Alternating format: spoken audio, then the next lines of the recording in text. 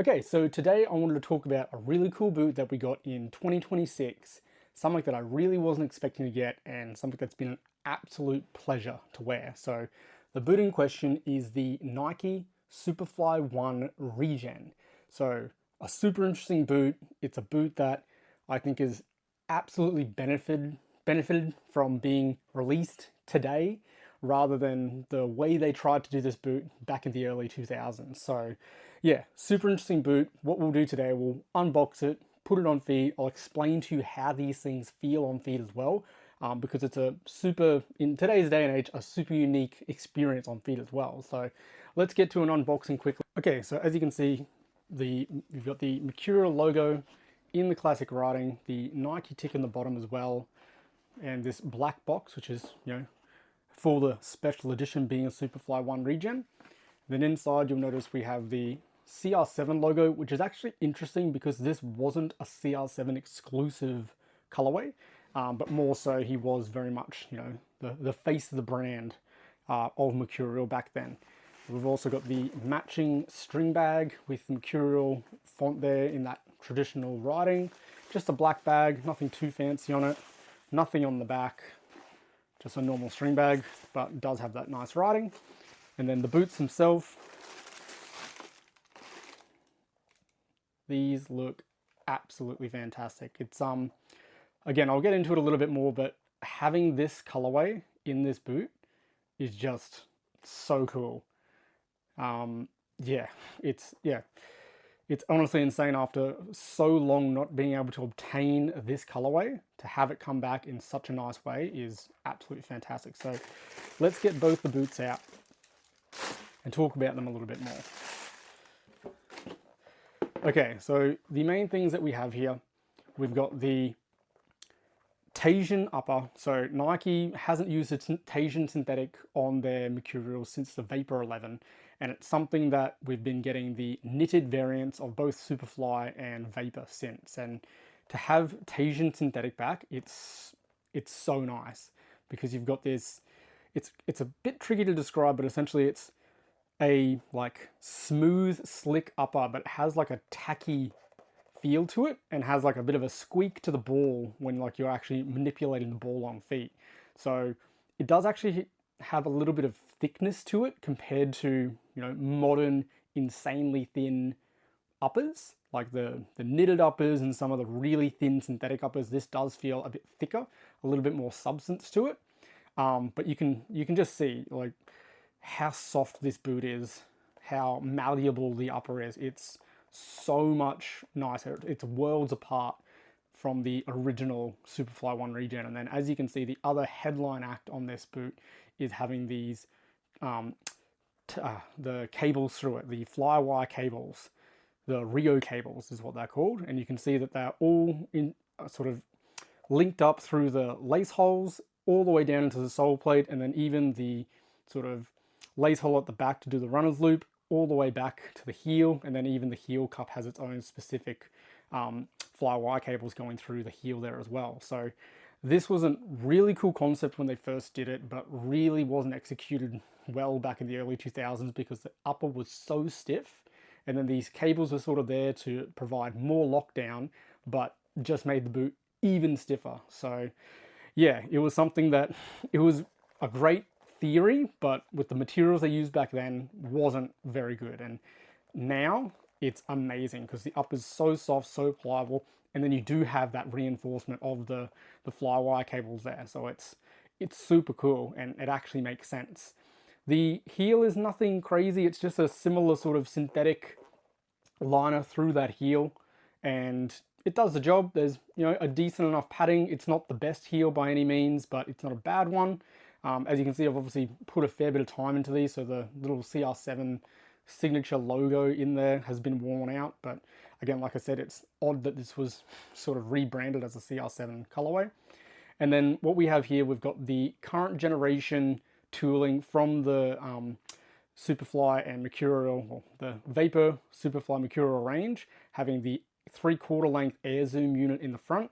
So you can see they've done this sort of, fake carbon fiber finish on the front of the zoom unit here. Again, it hasn't really worn off. I would have liked it to be a bit shinier and the thicker checker pattern of the carbon fiber to make it look a little bit more like the OG. And then you've got the red stud tips and then just a black sole plate overall. So it's, again, interesting having this, reimagined upper with the modern tooling on it as well. So yeah, it's interesting. It's something that I think it could have done without the zoom unit, but again, I don't mind the way the zoom unit feels.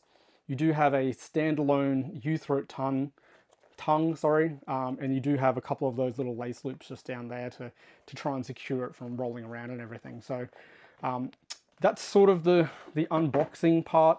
I just wanted to make a couple comparisons to some modern football boots as well, just to give you a bit of an idea on how these feel and what they compare to, because they are very unique. There's not a lot on the market right now that feels like this boot.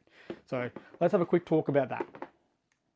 Okay, so as I mentioned, it does have the current tooling from the current Mercurial range with that 3/4 length zoom unit and the new sort of wave pattern on the chevron studs through the center, and then the really aggressive chevron blades through there as well. So again, I don't mind the way this feels.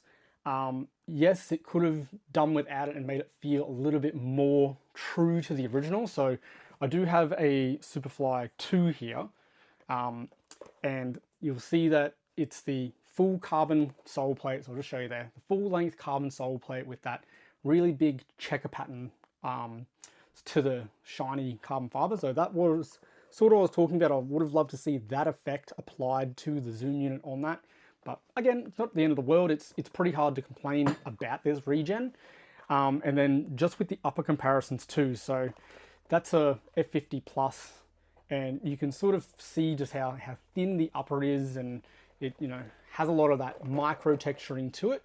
Whereas this, like I said, it's quite slick, but it has like a tacky feel to it. It's not gritty at all, and is a lot thicker on feet than what the F50 provides. So a couple other ones, you've got the knitted Alpha 3. This is the made in Japan, and again, it's just different. It's as malleable, I would say.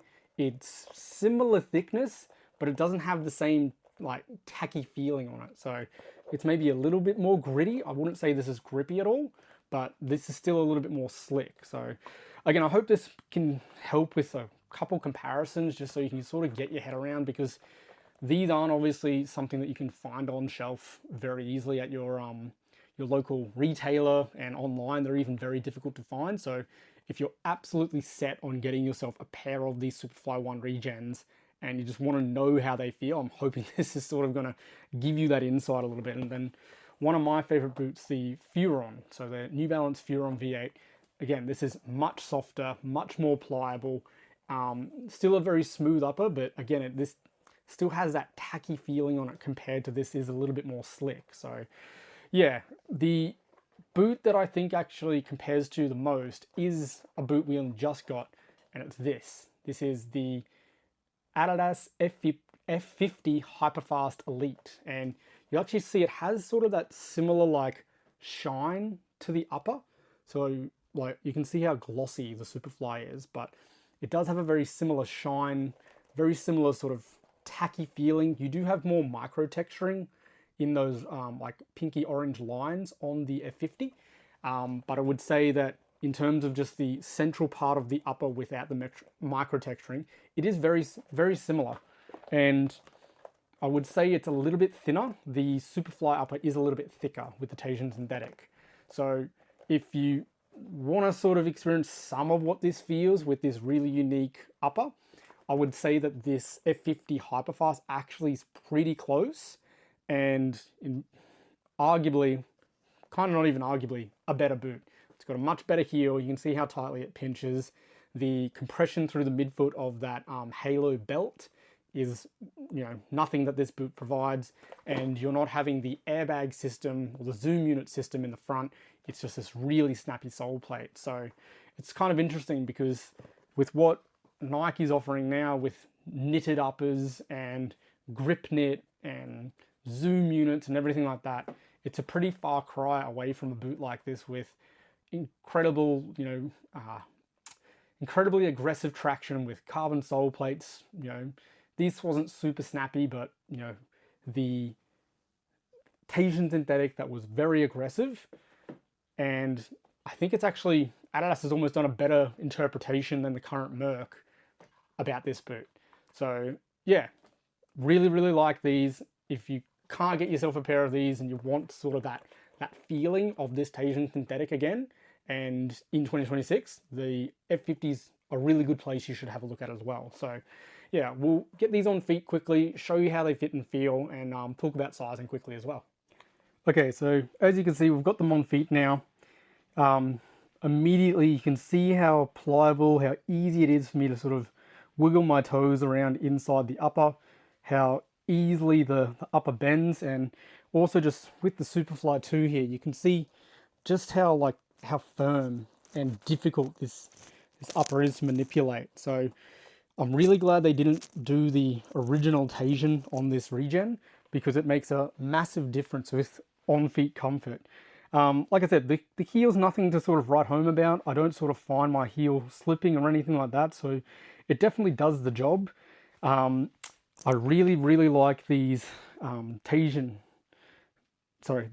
synthetic with the flywire cables. I think you get some, with playing in them, you get some really good, you know, lateral stability when you're pushing off and making cuts. They feel super pingy on the ball, and like I said, you get that.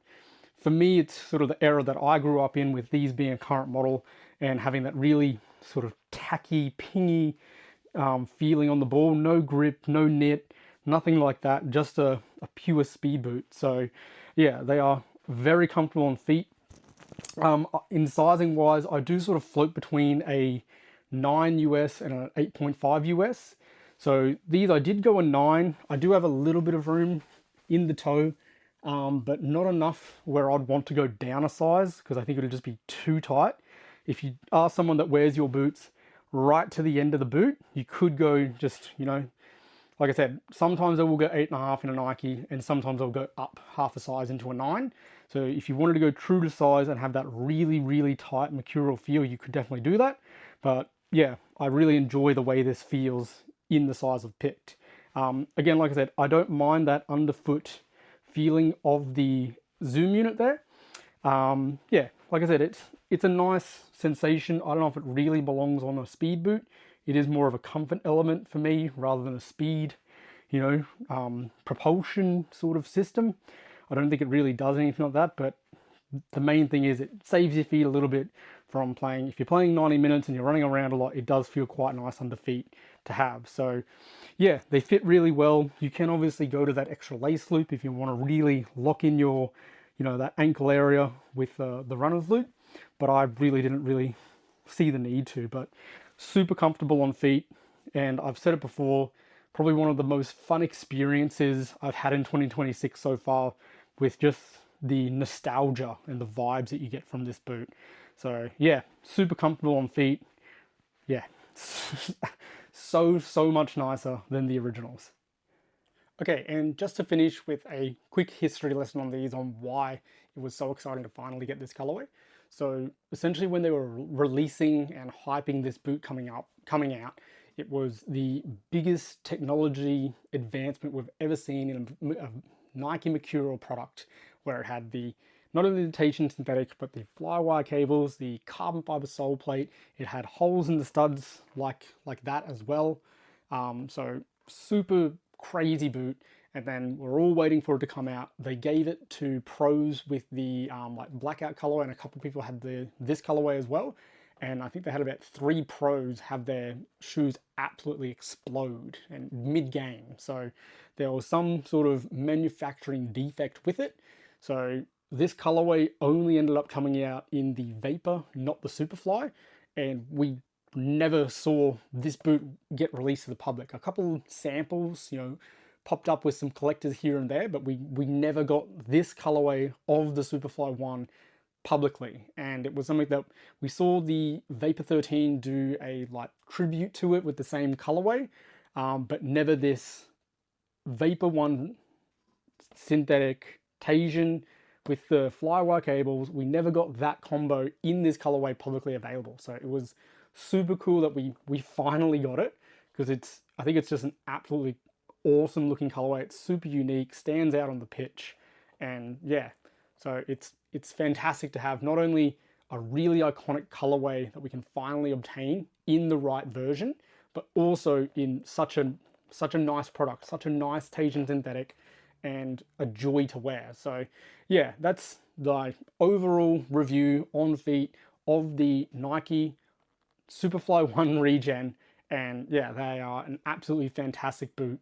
Unfortunately, because they are limited edition and they are somewhat collectible, they have gone a little bit crazy on the resale market. So hopefully if you don't have yourself a pair and you want to pick yourself up one, you can find an okay price on them. But they are so fun. If you're someone like myself where you remember the OGs and you know how cool they were, but how horrible they were to wear, and the blisters we used to get from them and how stiff the upper was, this is everything the boot should have been back then. Very comfortable, a fantastic upper, a forgiving heel, and they just look absolutely fantastic. So yeah, thank you for tuning in. Again, if you're enjoying the content, don't forget to like the video and subscribe to the channel, and I'll see you on the next one.